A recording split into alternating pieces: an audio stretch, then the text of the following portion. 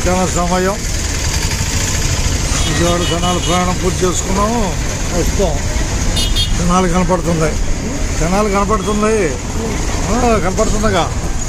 Mangalagiri bus వెళ్ళడానికి వస్తున్నాం 1 గంట సమయంలో.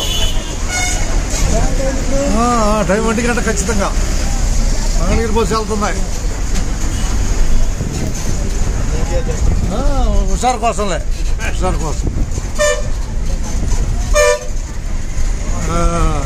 విజయవాడ జనాల ప్రయాణం పూర్తి అయిపోయింది. ఇక రాయకంపాడు బట్టిపోలు వెళ్ళాలి. ఇక బస్సు అర్థమైందిగా.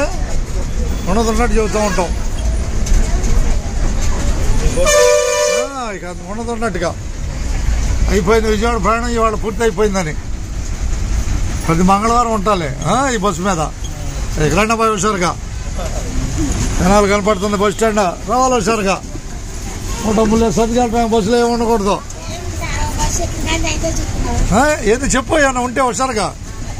అసలు ఉంటే చెప్పటమే జనాల్లో విశేషాలు చెబితే అందరూ చెబుతూ ఉంటా. అమెరికా కూడా వెళ్ళిపోతాయి. ధన్యవాదాలు. ఏం లేదు, కొంచెం ధైర్యమే ముఖ్యమైంది.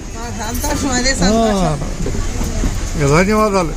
రాయకంపాడు పట్టుకోలేదు బస్సు. ఓకే అండి, సంతోషం అండి. దీనివల్ల కొన్ని ప్రయోజనాలు ఉన్నాయిలేండి. ప్రయోజనాలు ఉన్నాయి. మన ప్రయోజనాలు మనం కాపాడుకోవటమే.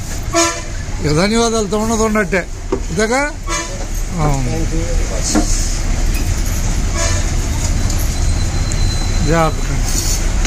బాత్రూమ్కి వెళ్ళారని చెబుతున్నామే. రైట్. ఓకే జాగ్రత్త అమ్మా. ఓకే, జాగ్రత్త చూసుకోండి. బ్యాగ్ దించాలి, చూసుకొని వెళ్దాం. రైట్ తిరగద్దాం.